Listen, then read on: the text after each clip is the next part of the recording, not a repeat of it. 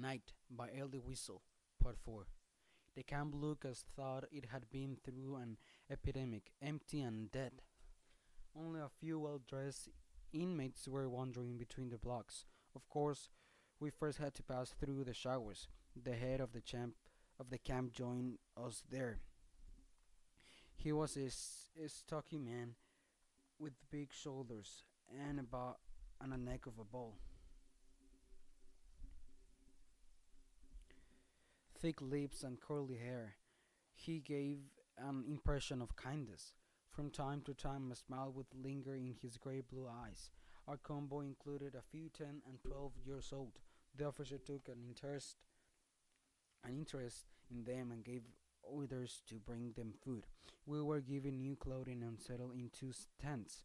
We were to wait there until we could be incorporated into war commandos. Then we could be assigned to a block. In the evening, the commanders returned from the work yards, rock hall.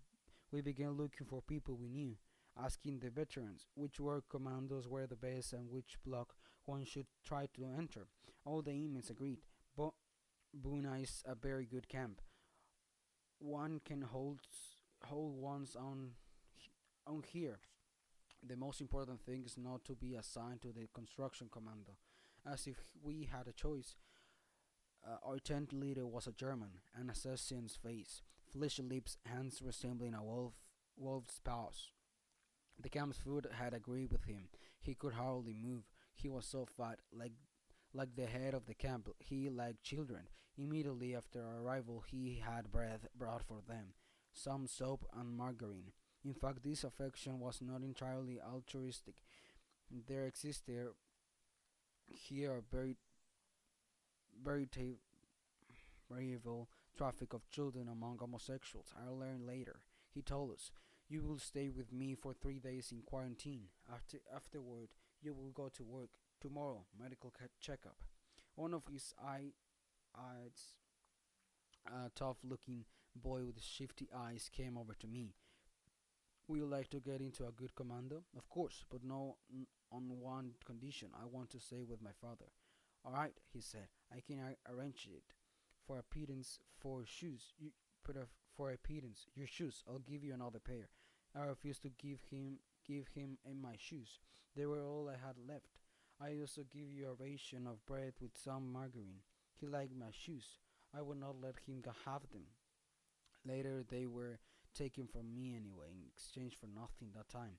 The medical checkup took place outside, early in the morning, before 3 doctors seated on a bench. The first hardly examined me. He just asked, "Are you in good health?" Who would have dared to admit the opposite? On the other hand, the dentist seemed more conscientious.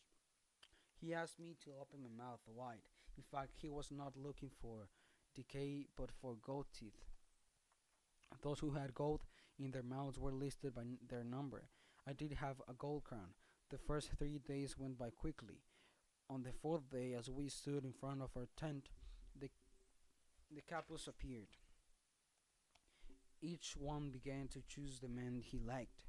You, they pointed their fingers, the way one might choose cattle or merchandise. We followed our capo, a young man. He made us halt at the door of the first block, near the entrance of the camp. This was the orchestra block. He motioned us inside. We were surprised. What had we do to with music? The orchestra was playing military march, always the same. Dozens of commandos were marching off in step to the warriors. The capos were beating the time.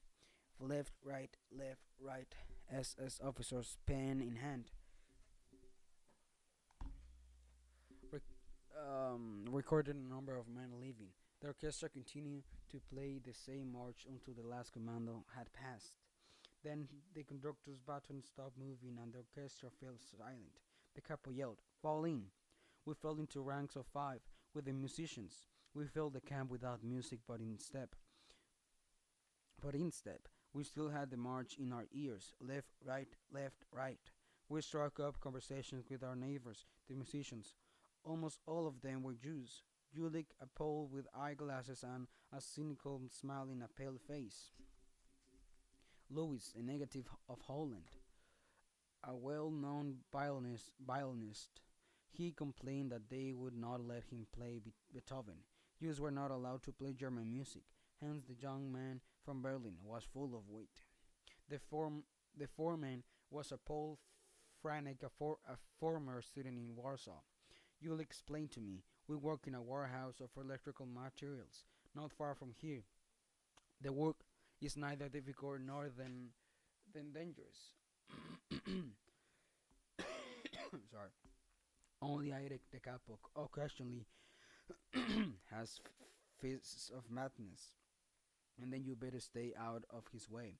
You are a lucky little fellow, said Hans, smiling. You fell into a good commando. 10 minutes later, we stood in front of the warehouse. A German employee, a civilian, um, the Meister, came to meet us.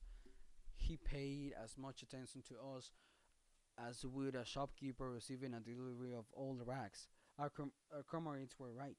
The work was not difficult. Sitting on the ground, we counted bolts, bulbs, and various small electrical parts.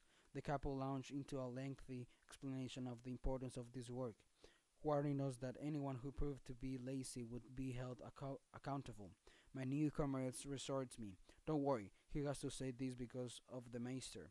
There were many Polish civilians here and a few French women as well. The woman silently greeted the musicians with their eyes. Franek, the foreman, assigned me to a corner. Don't kill yourself. There's no hurry, but watch out. Don't let an SS catch you. Please, sir, I'd like to be near my father. All right, your father will work here next to you. We were lucky. Two boys come to join our group, Josie and TV. Two brothers from Slovakia, whose parents had been exterminated in Birkenau. They lived for each other, body and soul. They quickly became my friends. Having once belonged to a Zionist youth organization, they knew countless heavy songs, and so we would sometimes hum melodies evoking the gentle waters of the Jordan River and the majestic sanctity of Jerusalem. We also spoke often about Palestine. Their parents, like mine, had not had not the courage to sell everything and emigrate while there was still time. We decided that if we were allowed to live until the liberation, we could not stay another day in Europe. We would board the first ship to Haifa. Still lost in his Kabbalistic dreams, Akiva Drummer had discovered a verse from the Bible which, translated into numbers, made it impossible for him to predict redemptions in the weeks to come. We had left the tents for the musician block.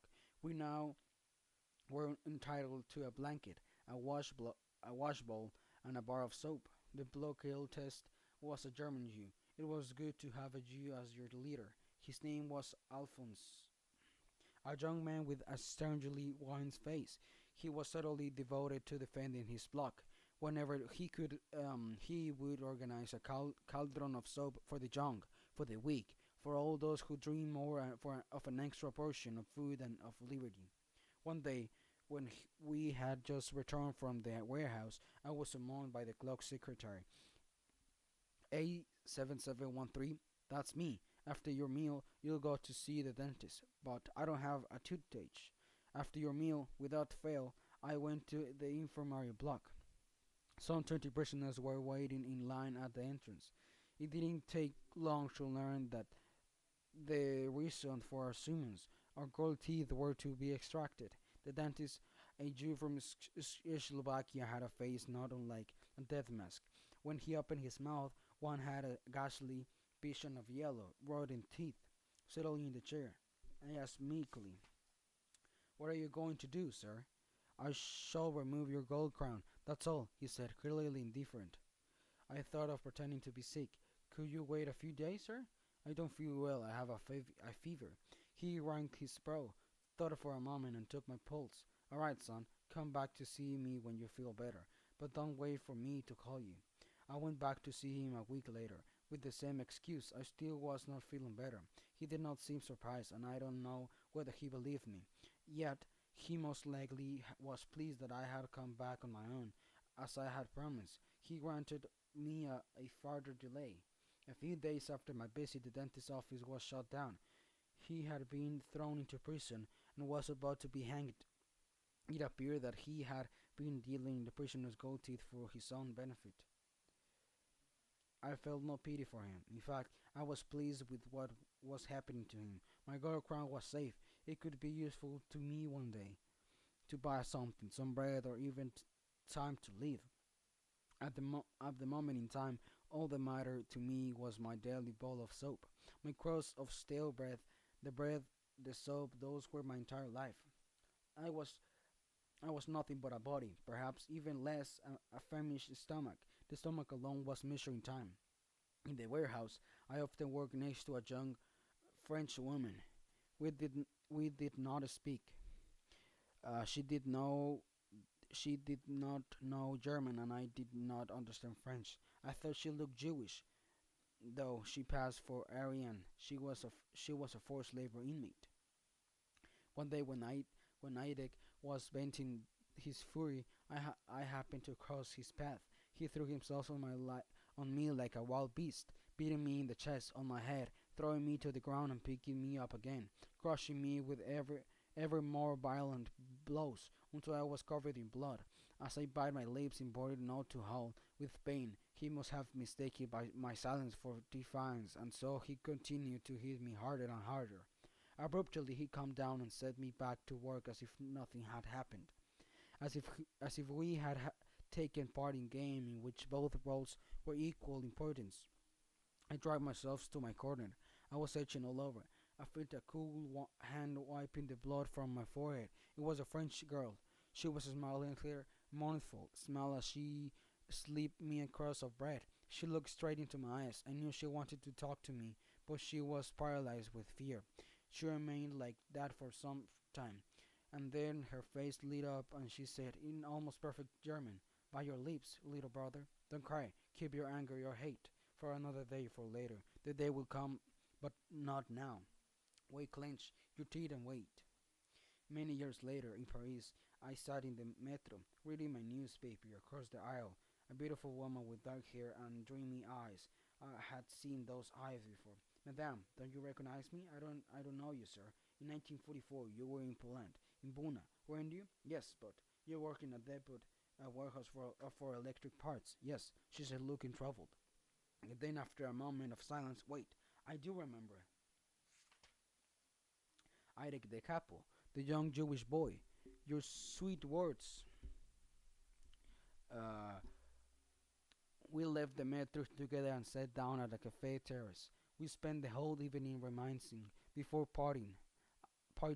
I said, "May I ask one more question? I know what it is. Am I Jewish?" "Yes, I am. From an observant family. During the occupation, I have false papers and passed as Aryan, and that was how I was assigned to a forced labor unit. When they deported me to Germany, I eluded being sent to a concentration camp at the depot. Nobody knew that I spoke German.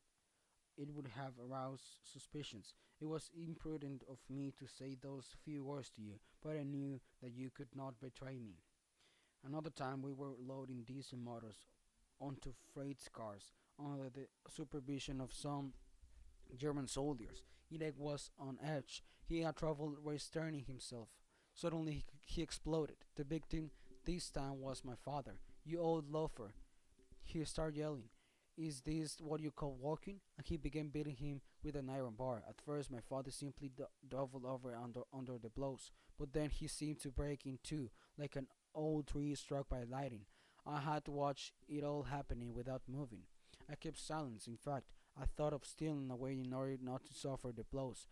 What's more, I felt angered at the moment. It was not direct at the capo, but at my father. Why couldn't he have avoided Idek wrath? That was what life in a concentration camp had made of me. Frantic, frantic. The foreman one day noticed the gold crown in my mouth. "Let me have your crown, kid." I answered that I could not because without the crown I could no longer eat. For for what they give you to eat, kid. I found another answer. My crown had been listed in the register during the medical checkup. This could mean trouble for us both. If you don't give me your crown, it will cost you much more. All of a sudden, this pleasant and intelligent young man had changed. His eyes were shiny with great.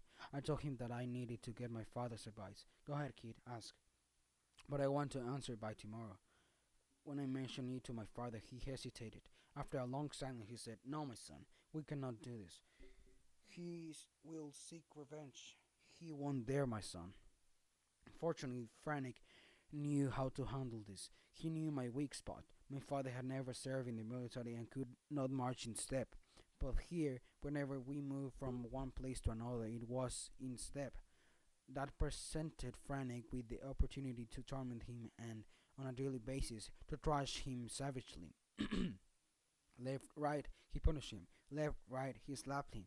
I decided to give my father lessons in marching step, in keeping time. We began practicing in front of our block. I would command left, right, and my father would try. The inmates made fun of us. Look at the little officer teaching the old man to march.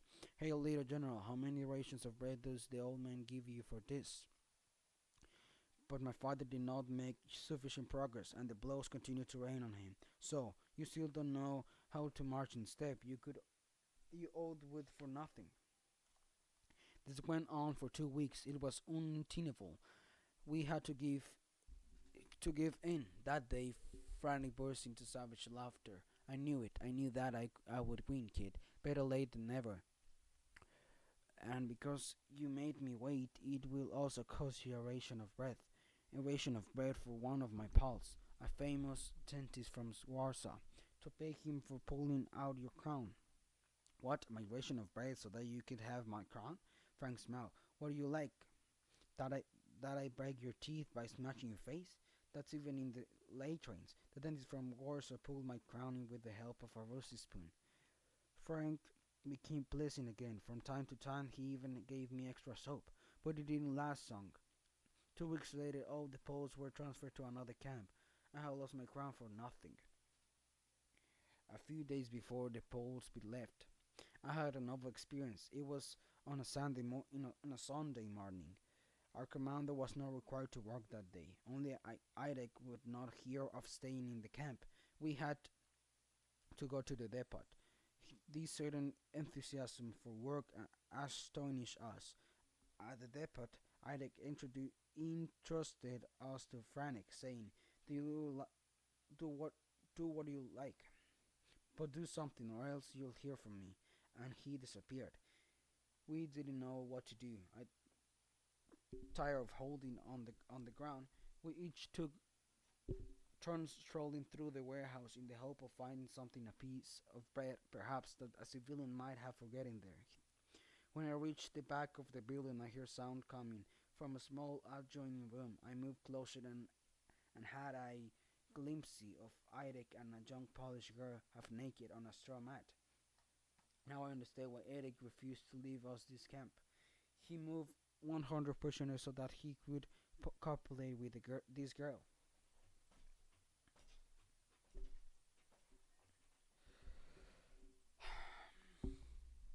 It struck me as terrible funny, and I burst out laughing. Ida jumped, turned, and saw me, while the girl tried to cover her breasts. I wanted to run away, but my feet were nailed to the floor. Ida grabbed me by the throat. Hissing at me, he threatened, "You just you wait, kid."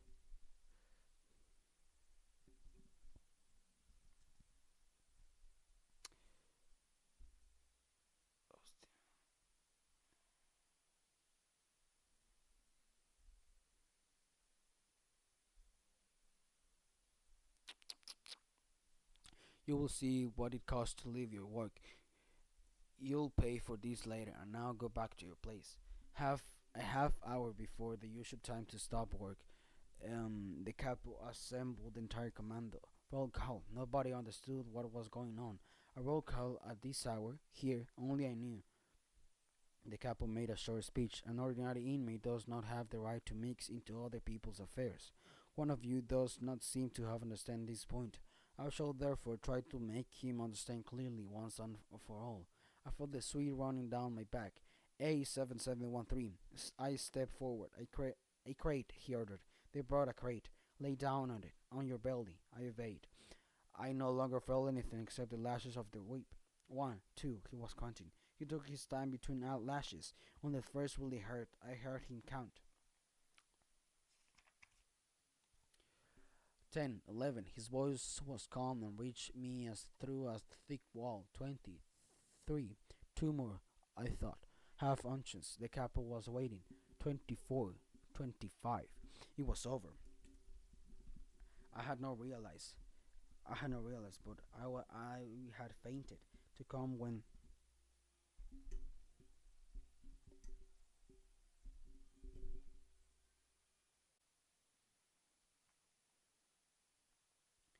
it was over and I realized it, but I had fainted. I came to when they doused me with cold water. I was still laying in the crate. In a blur, I could see the wet ground next to me. Then I heard someone yell. It had to be the capo. I began to distinguish what he was shouting. Stand up! I must have made some movement to get up, but I felt myself fall back on the crate. How I wanted to get up, stand up. He was yelling even more loudly. If only I could answer him. If only I could tell him that I could not move, but my mouth would not open. At Edic's command, two inmates lifted me and led me to him. Look me in the eye. I looked at him without seeing him. I was thinking of my father. He would be suffering more than I.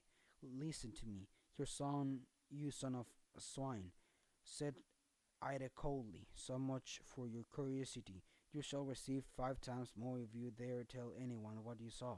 Understood? I nodded, once 10 times, endlessly, and as if my head had decided to say yes for all eternity. One Sunday, as half of our group, including my father, was at work, the others, including me, took the opportunity to stay and rest. At around 10 o'clock, the sirens started to go off. Alert! The block police gathered us inside the blocks while the SS took refuge in the shelters. As it was relatively easy to escape during an alert, the guards left the watch towers and the electric current in the barbed wire was cut. The standing orders to the SS was to shoot anyone found outside his block. In no time, the camp had the look of an abandoned ship. No living soul in the alleys next to the kitchen. 2 cauldrons of hot, steaming soap had been left untended. 2 cauldrons of soap, smack in the middle of the road. 2 cauldrons of soap with no one to guard them. A royal feast going to waste. Supreme temptation. Hundreds of eyes were looking at them, shining with desire. 2 lamps with hundreds of wolves lying in wait for them. 2 lamps without a shepherd, free for the talking. But who would dare? Fear was greater than hunger. Suddenly we saw the door of block 37 open slightly. A man appeared, crawling snake-like in the direction of the cauldrons. Hundreds of eyes were watching his every move. Hundreds of men were crawling with him, scraping their bodies with his own on the stones. Our hearts trembled, but mostly with envy. He was the one who had dared. He reached the first cauldron. Hearts were pounding harder. He had succeeded. Jealousy devoured us, consumed us. We never thought to admire him. Pure here, committing suicide for a ration or two or more of soap. In our minds, he was already dead, lying on the ground near the cauldron. He was trying to lift himself to the cauldron's rim, either out of weakness or out of fear. He remained there, undoubtedly to muster his strength. At last he succeeded in pulling himself up to the rim. For a second he seemed to be looking at himself in the soup, looking for his ghostly reflection there. Then, for no apparent reason, he let out a terrible scream that rattled such a I had never heard before. And with open mouth, thrust his head toward the still steamy liquid. He jumped at the sound of the shot, fell into the ground, his face stained by the soap. The man breathed a few seconds at the base of a cauldron, and then he was still. That was when we began to hear the planes. Almost at the same moment, the barrack began to shake. They're bombing the Buna factory, someone shouted. I anxiously thought of my father, who was at work, but I was glad nevertheless to watch that factory go up in flames. What revenge! While he while we had heard some talk of Germany military defeats on the various fronts, we were not sure if they were credible. But today this was real. We were not afraid, and yet if a bomb had fallen on the blocks, it would have claimed hundreds of inmates' lives. But we no longer feared death. In any event, not this particular death. Every bomb that hit filled us with joy, gave us renewed confidence. The raid lasted from then one for more than 1 hour. If only it could have gone off for 10 hours, for 10 times 10 hours. Then once more there was silence. The last sound of the American plane dissipated in the wind, and there we were in our cemetery. On the horizon we saw a long trail of black smoke. The sirens began to wail again. The end of the alert. Everyone came out of the blocks. We breathed in air filled with fire and smoke, and our eyes shone with hope. A bomb had landed in the middle of the camp near the Apfelix, the assembly point, but had not exploded. We had to dispose of it outside the camp. The head of the camp, the largest little, I don't know, lager, last, lager, lageralstete, accomplished by this eyed by the chief capo, were on an inspection tour of the camp. The raid had left red traces of grey fury on his face. In the very center of the camp lay the body of the man with soap stains on his face, the only victim. The Calderons were carried back to the kitchen. The SS were back at their posts in the watchtowers behind their machine guns. Intermission was over. An hour later, we saw the commander returning in step as always. Happily, I caught sight of my father. Several buildings were flattened, he said, but the depot was not touched. In the afternoon, we cheerfully went to clear the ruins. 1 week later, as we returned from work, there in the middle of the camp, in the Appelplatz, stood a black wallows. We learned that soup would be distributed only after roll call, which lasted longer than usual. The orders were given more harshly than on other days, and there were strange vibrations in the air. Caps off. The largest suddenly shouted. 10,000 caps from came off at once. Cover your heads.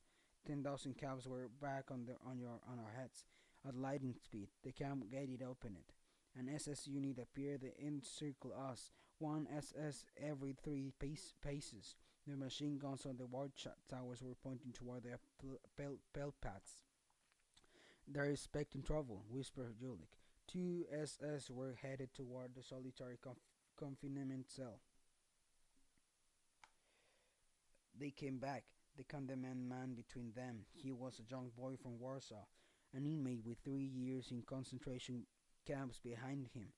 He was tall and strong, a giant compared to me. His back was to the gallows, his face turned toward his judge, the head of the camp. He was pale but seemed more solemn than frightened.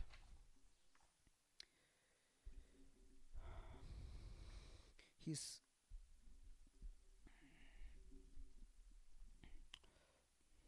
His manacled hands did not tremble. His eyes were coldly assessing the hundreds of SS guards, the thousands of prisoners surrounding him. The largest slate began to read the verdict, emphasizing every word. In the name of Richard Himmler, prisoner number stowed during the area of raid. According to the law, prisoner number is condemned to death. Let this be a warning and an example to all prisoners. Nobody moved. I heard the pounding of my heart. Then 2,000, then thousands of people who died daily in Auschwitz and Birkenau in the crematoria no longer troubled me. But this boy leaning against his wallows upset me deeply. This ceremony will it be over soon? I'm hungry, whispered Jolik.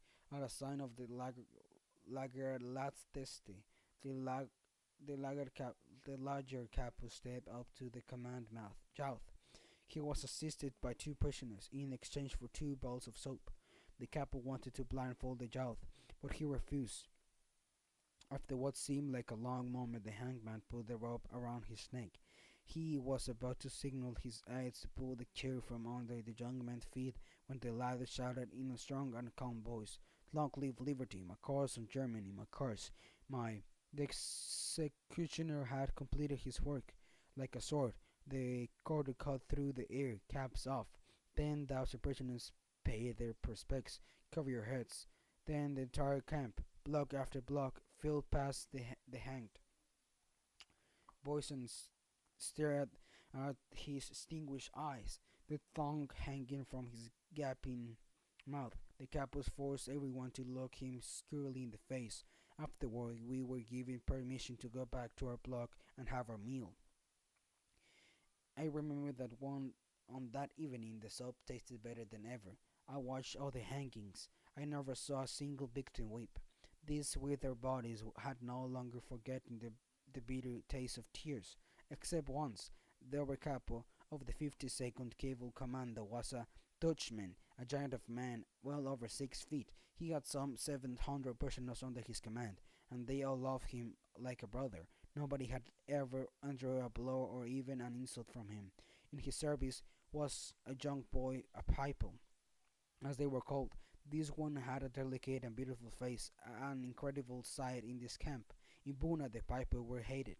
They often displayed greater cruelty than their elders. I once saw one of them, a boy of 13, beat his father for not making his bed properly. As the old man quietly wept, the boy was yelling, "If you don't stop crying instantly, I will no longer bring your breath. Understood?" But the Dutchman's little servant was beloved by all. His his was the face of an angel in distress. One day the power failed at the central electric plant in Buna. The Gestapo summoned to inspect the damage, concluded that it was sabotage. They found a trail. It led to the block of the Dutch overcapo, and after a search, they found a significant quantity of weapons. The recruit was arrested on the spot. He was tortured for weeks on end in vain. He gave no names. He was transferred to Auschwitz and never heard from again. But his young people remained behind in solitary confinement. He too was tortured, but he too remained silent. The SS then commended him to death, him and two other inmates who had been found to possess arms. One day, as we returned from work, we saw there three wallows, three box ravens erected on the Appellplatz. Roll call. The SS surrounding us, machine guns aimed at us. The usual ritual. Three prisoners in chains, and among them their little piper, the sad-eyed angel. The SS seemed more preoccupied, more worried than usual, to hang a child in front of dozens of onlookers was not a small matter. The head of the camp read the verdict. All eyes were on the child. He was pale, almost calm, but he was biting his lips as he stood in the shadow of the wallows. This time the larger capo refused to act as executioner. Three SS took his place. The three commanded prisoners together stepped onto the chairs. In unison, the nooses were placed around their necks. "Long live liberty," shouted the two men. But the boy was silent. "Where is mercifully God? Where is he?" Someone behind me was asking. At the signal, the three chairs were tipped over. Total silence in the camp. On the horizon, the sun was setting. "Caps off!" screamed the largest lad. His voice quivered. As for the rest of us, we were weeping. "Cover your heads." Then came the march past the victims. Then the two men were no longer alive. Their tongues were hanging out, sullen and bluish. But the third rope was still moving. The child, too light, was still breathing, and so he remained for more than half an hour, lingering between life and death, riding before our eyes, and we were forced to look at him at close range. He was still alive when I passed him. His tongue was still red, his eyes not yet extinguished. Behind me, I heard the same man asking, "For God's sake, where is God?" And from within me, I heard a voice answer, "Where he is, there is. This is where hanging here from this gallows." That night, the soup tasted of corpses.